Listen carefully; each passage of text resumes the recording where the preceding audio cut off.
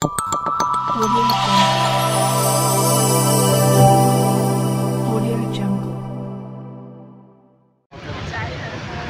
స్వీకారం చేసిండు. అవునా?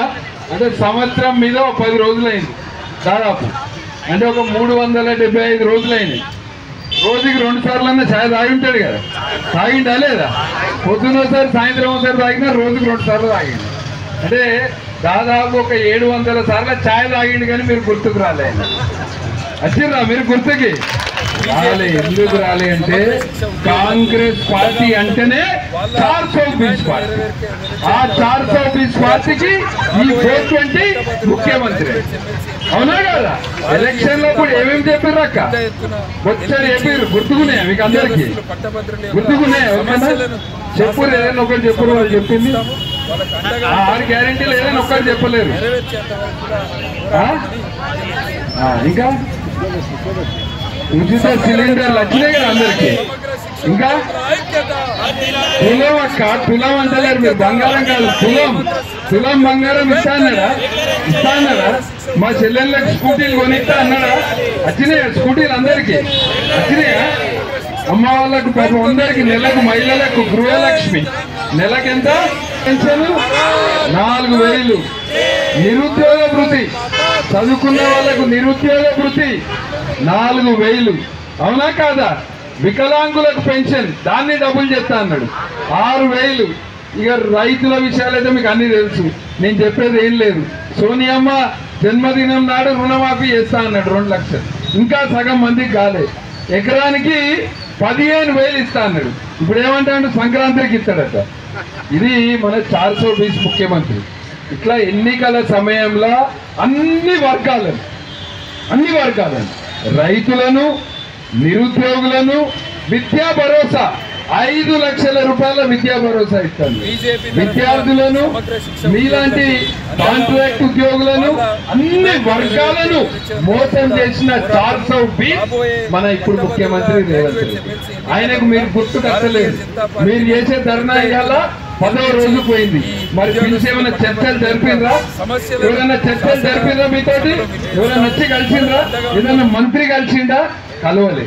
ఇవాళ ప్రభుత్వానికి ఎవరితోటైతే ఓట్లు వేయించుకున్నారో, ఎవరి వలన అయితే ప్రభుత్వం గెలిచిందో, కానీ మా నిర్మల్ అట్లా చేయలేదు. నిర్మల్లో బాగా తెలివివంతులు ఉంటారు, అందుకనే నిర్మల్లో కాంగ్రెస్ ఓడగొట్టారు. అవునా కాదా? నిర్మల్ వల్ల అంటే చైతన్యం ఉంటుంది నిర్మల్ల. అవునా కాదా? అందుకనే ఇక్కడ బీజేపీని గెలిపించారు నిర్మల్ల. మీరందరిలో చైతన్యం ఉన్నది. నిర్మల్ అంటేనే ఉద్యమాల గడ్డ. ఇంతకుముందు అన్న చెప్పింది కదా, ఎట్లా పార్టీ అండగా ఉంటుంది, మిమ్మల్ని రెగ్యులరైజ్ చేసేంత వరకు కూడా మీకు అండగా ఉంటాము, మేము పోరాడతాము. ఇంతకుముందు అన్న చెప్పారు, ఖచ్చితంగా మహేష్ అన్నతోటి మాట్లాడతాము. ఈ విషయాన్ని అసెంబ్లీలో లేవనెత్తుతాం. బీజేపీ తరఫున మీకు అండగా ఉండి కూడా మీకు ఈ విషయంలో కొట్లాడుతాము. మీరందరూ కూడా నిరుత్సాహపడద్దు, మీకు అండగా ఉంటామని బీజేపీ తరఫున నేను తెలియజేస్తున్నా. రెండో విషయం మీ డిమాండ్స్లో ప్రధానమైన డిమాండ్ రెగ్యులరైజ్ చేయాలి. ఇంతకుముందే అన్న మాట్లాడుతూ జియో 16 కదన్నా, జియో 16 విషయం తెలిపారు. దాంట్లో కూడా మీకు పూర్తి అండగా ఉంటాము. వేతనం ఇవాళ మీ జీతం ఎంత అమ్మా? 25,000. రెగ్యులరైజ్ అయ్యేంత వరకు కూడా మీ జీతం పే స్కేల్ ప్రకారం ఇవ్వాలని మేము భారతీయ జనతా పార్టీ చేస్తున్నాము. మూడోది, మీకు ఇవాళ ఉద్యోగ భద్రత లేదు, ఆరోగ్య భద్రత లేదు. ఇవాళ కరోనా కంటే ముందు అమ్మా ఏదైనా దవాఖానా పోతే, హైదరాబాద్ లో దవాఖానా పోతే 1 లక్షలు 2 లక్షలు అవుతుంది. కరోనా తర్వాత ఏమైంది? ఇప్పుడు ఏ హాస్పిటల్కి పోయి ఉన్నా రోజుకు 1 లక్ష, ఐసీయూలో ఉంటే రోజుకు 1 లక్ష. చాలా 15 లక్షలు 20 లక్షలు కామన్ అయిపోయింది. బిల్లు వినబడుతుంది. పాపం గరీబులు ఉన్న ఎకరం 2 ఎకరాలు అమ్ముకొని హాస్పిటల్స్ ఇలా బిల్లు వేస్తారు. కనుక మనకు కావాల్సింది మీకు ఆరోగ్య భద్రత ఉండాలి, మీకు హెల్త్కి సంబంధించిన ఆరోగ్య బీమా ఉండాలి, అదేవిధంగా లైఫ్ ఇన్సూరెన్స్, జీవిత బీమా కూడా కల్పించాలని మేము భారతీయ జనతా పార్టీ డిమాండ్ చేస్తున్నాము.